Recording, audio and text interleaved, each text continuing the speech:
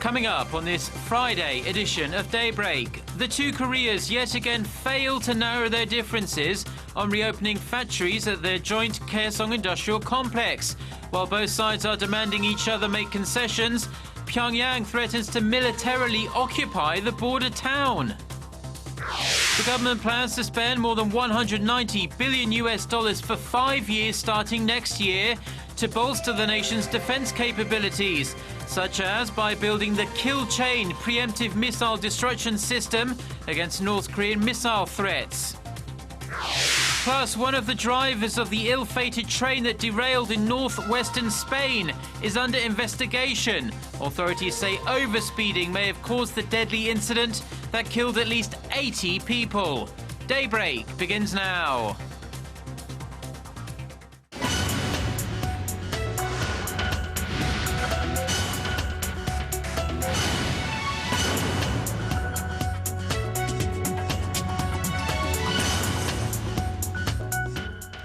Thanks for joining us. You're watching Daybreak on Friday, July 26th here in Seoul, and I'm Choi Yu-sun. Let's start with the two Koreas' efforts to reopen their joint Gaeseong Industrial Complex. Following Thursday's sixth round of talks, which produced no tangible results, North Korea's chief delegate made a surprise statement.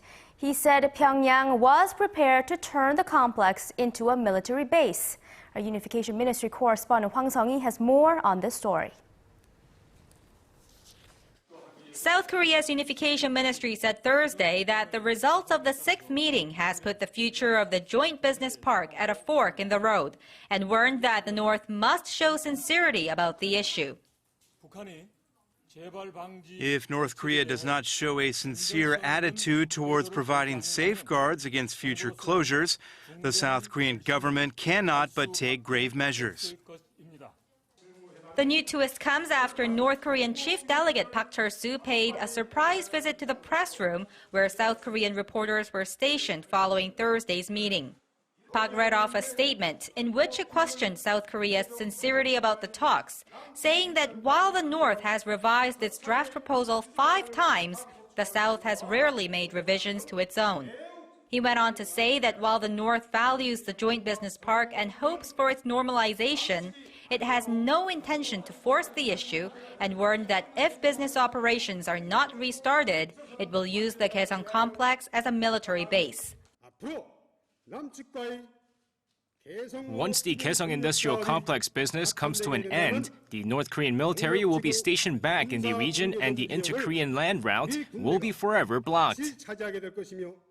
South Korea's chief delegate told reporters that although the two Koreas made progress in some areas, the South proposed holding another round of talks at a later date as they remain far apart on the issue of implementing safeguards. The most fundamental issue must be resolved first in order for other matters to be addressed. While no date was set for a 7th meeting between the two Koreas, Seoul's Unification Ministry said that the North will have to accept South Korea's proposal if it has any intention of normalizing the Gaeseong Industrial Complex. Hwang Sung-hee, Arirang News. Chinese Vice President Lee Yuan-chao met with North Korean leader Kim Jong-un in Pyongyang on Thursday to call for the denuclearization of the Korean peninsula.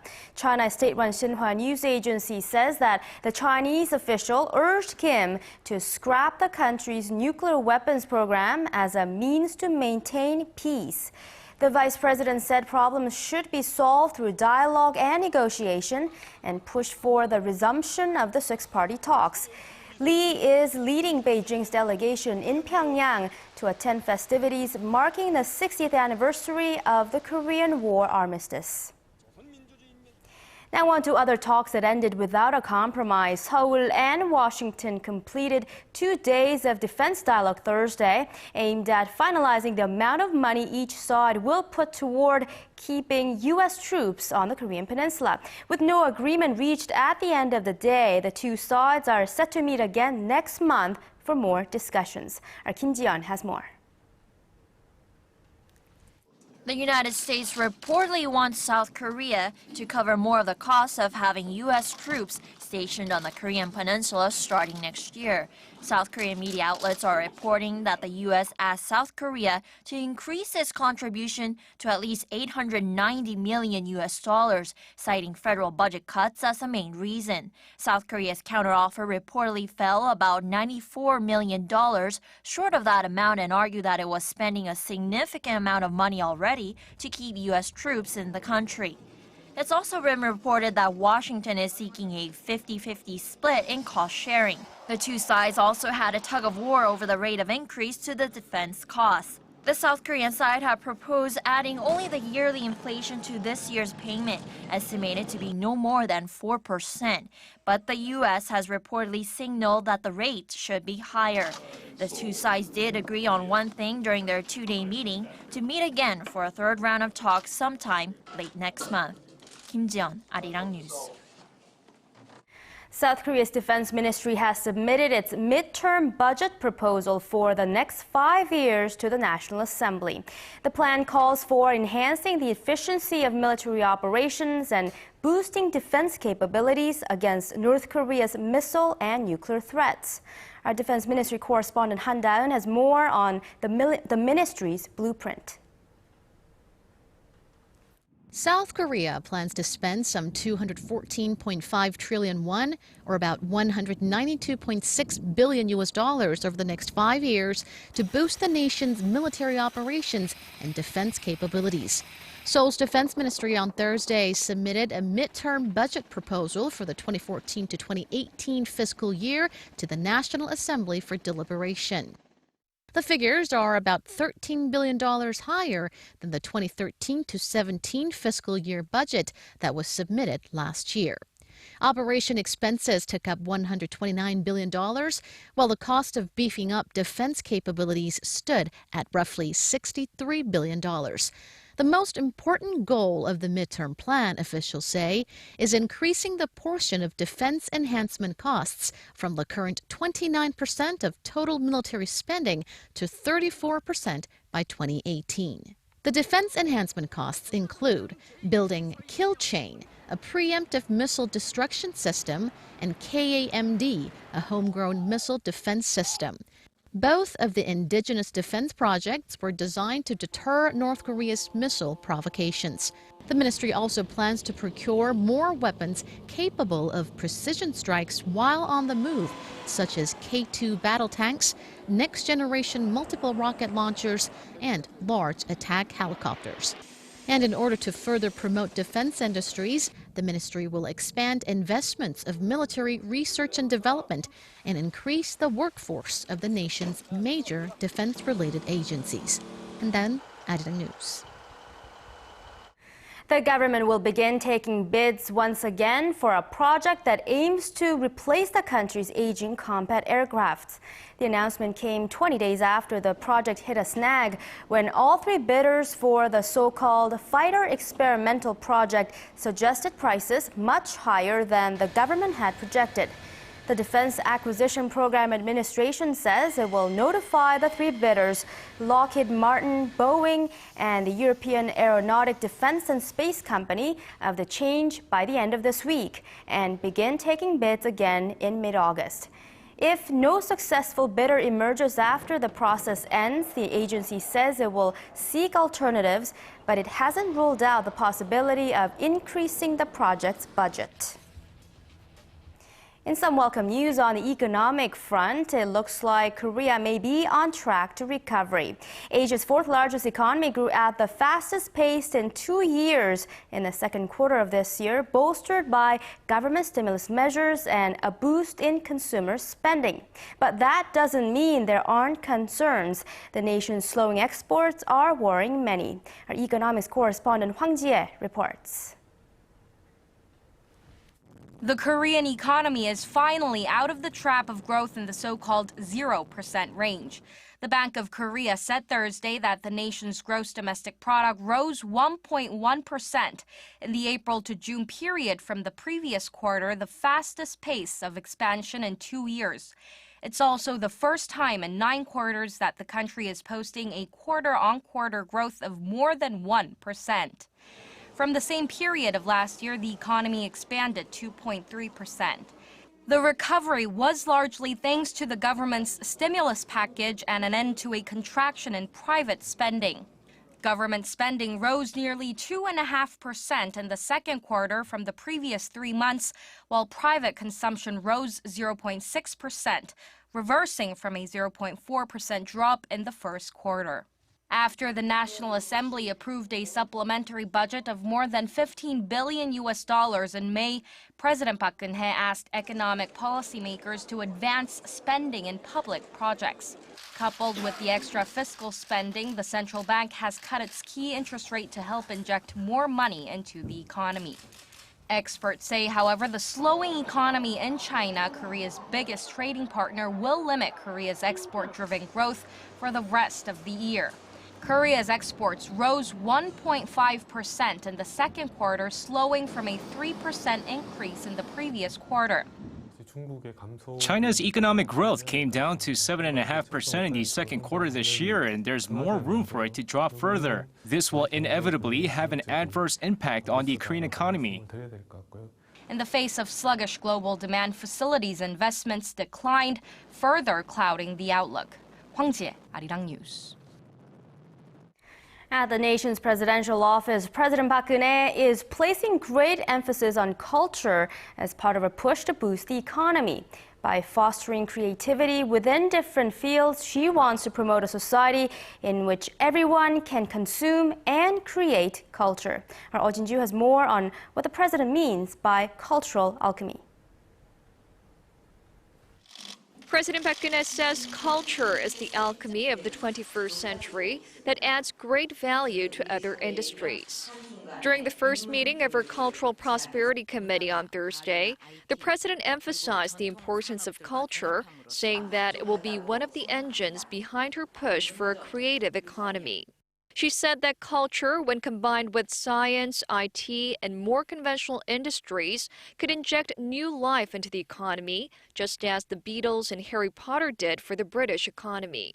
The president asked committee members to do their best to spread the Korean wave to all areas of Korean culture, including Korean language, food, and traditional houses and crafts.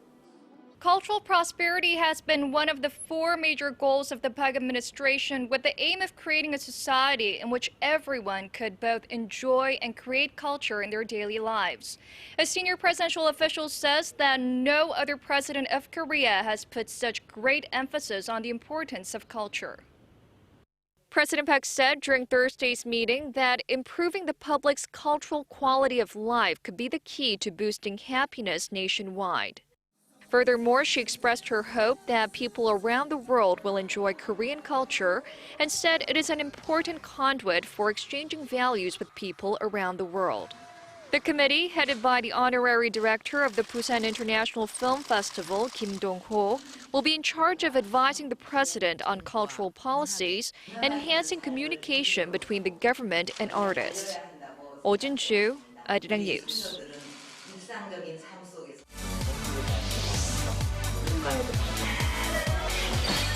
If you want the latest news from Korea and around the world. Return to the negotiation. President Park Geun-hye plans, given the current circumstances. On your way to work or at home. Defense Ministry. The legislature will convene a... Tune into Daybreak on Arirang TV. Prime Minister Shinzo Abe said Tuesday. The driver of a Spanish express train is under investigation by local authorities for one of the worst rail accidents in Europe. The express train derailed as it hurtled around a curve in the country's northwestern region. The accident killed at least 80 people and injured some 130, 32 of whom are seriously injured. Authorities say all 13 carriages of the train came off the track near the city of Santiago de Compostela. The train, which was carrying over 200 passengers, was traveling from Madrid to the northwestern coastal city of Ferrol. 2 separate official investigations have been launched to find the cause. Video footage of the train derailing shows a large explosion moments before the train comes off the tracks. It's thought the train may have been traveling at twice the legal speed. The leader of Tunisia's main opposition party was shot dead outside his home in the capital city of Tunis on Thursday, sparking concerns of further political strife in the country. Mohamed Brahmi was a prominent party leader of the opposition Movement of the People Party and was a member of the National Constituent Assembly, which is in charge of drafting a new constitution. This is the second such assassination of an opposition party leader this year, following one in February that led to the resignation of then Prime Minister Hamadi Jabali. Protests in Tunisia in 2010 triggered a series of revolutions across North Africa and the Middle East. The death toll from the more than two-year conflict in Syria has reached a tragic milestone. UN Secretary-General Ban Ki-moon says more than 100,000 people have been killed in Syria since the unrest began in March of 2011.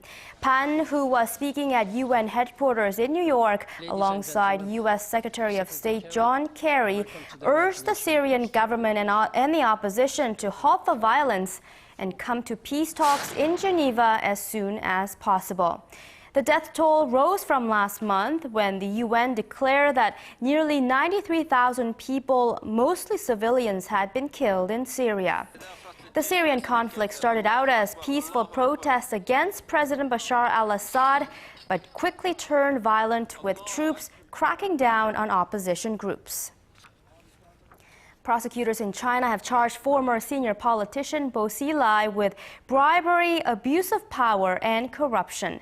The former Communist Party chief was expelled from the party following the murder of a British businessman last August, a murder that Bo's wife was convicted of committing. Bo is accused of attempting to cover up the murder and is also suspected of embezzling public funds. Though no trial date has been announced, it's widely expected that Bo will receive life in prison.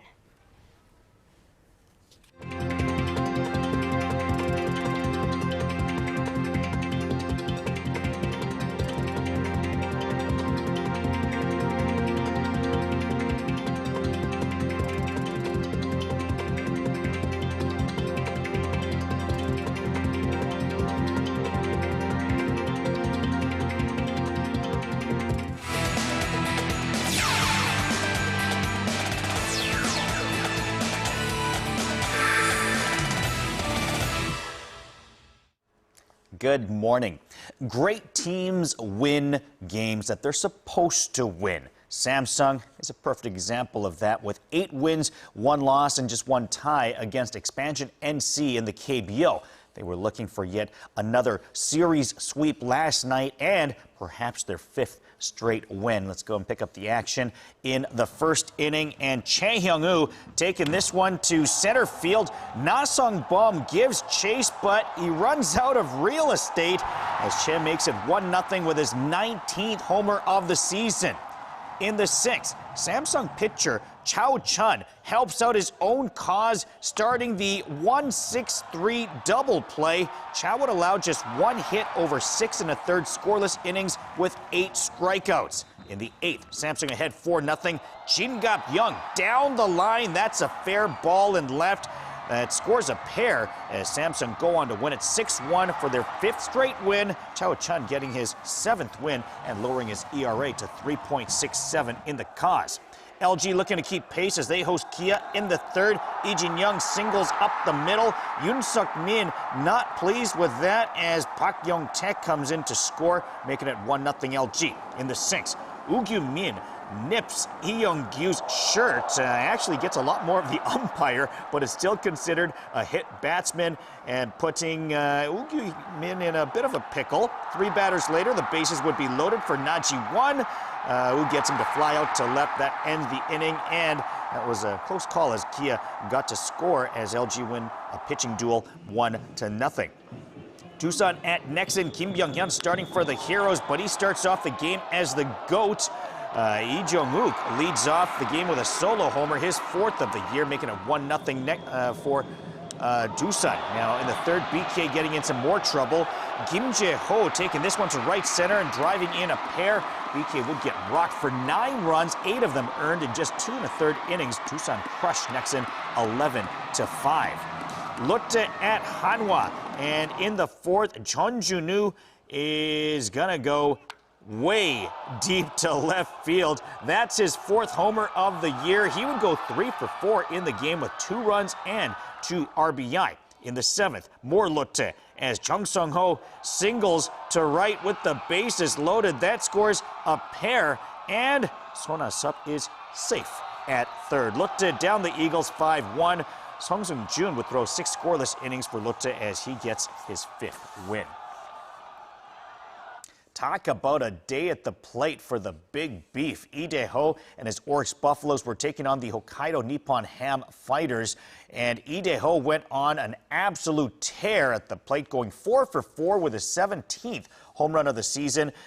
2 runs scored as well as 2 RBI. All that in a 6-4 victory, which raises Lee Dae-ho's average up to 321 on the season. To basketball, you know, it's more often not a game that's dominated by a few players on the floor, so having the best player on your team can certainly go a long way in winning a championship. That's why it's so important for Korean teams to draft well in the annual foreigner draft, which took place yesterday in Las Vegas. Dongbu had the luxury of picking first for the first time ever in the foreigner draft, and they selected Herbert Hill, who played in the Philippines last year. The former Utah Jazz draftee is not an unknown commodity to Korean basketball fans, though, as he was the first pick in the KBL's foreigner draft before, back in 2009, when he was selected by the Goyang Orions. Looking forward, actually, to have great fans. It was always a tough place to play, so I'm actually looking forward to getting there and getting started and hopefully helping the team reach the finals and hopefully win a championship. We felt he fits well with the domestic players on our team. Also, his talents have no limits, so we didn't hesitate to pick him first. With the second pick, LG selected KBL newcomer Devon Jefferson, who was the leading scorer in the Russian league last year with NSC. Many of the first-round picks were newcomers to the KBL, but there will be a lot of returning players who were more often than not taken in the second round of the draft. And that is your look at sports. Remember to eat healthy and get some exercise today.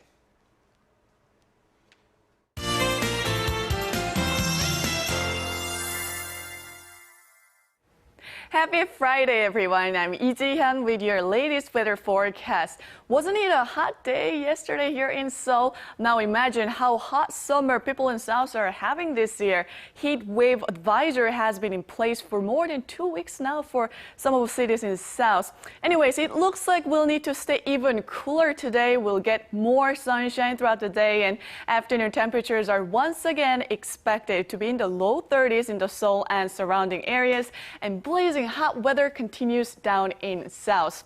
Now, rain chances will be on the rise for the weekend as outbreaks of rain is in the picture for some regions on Saturday, but nationwide monsoon shower will return on Sunday morning and linger till Monday in the central region, and down in South will be affected till Wednesday, and temperatures should be a tad cooler. Well, right now it's looking good. It's hardly nothing on our map, and we will wake up to mostly sunny skies with thin layers of haze, but it should burn up soon.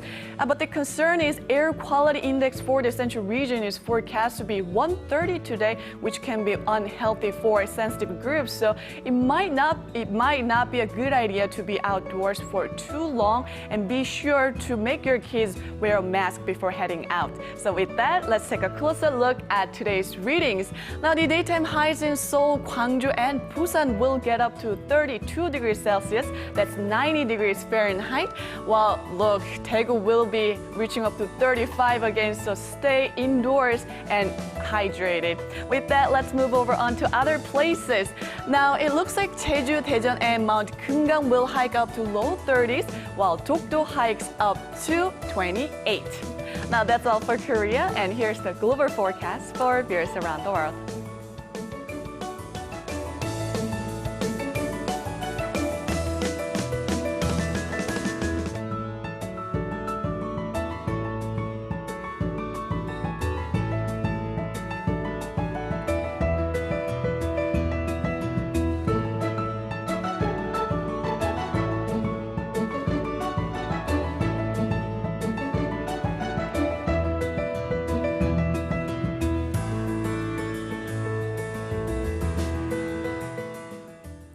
early morning mist patches should clear soon, but still watch out for the low visibility out on the roads. Well, that's all for me at this hour. Have a great Friday, and back to you, Yusan, in the studio. Thank you, Jian, and happy Friday to you too. And those are the stories we're following at this hour. Thank you for being with us.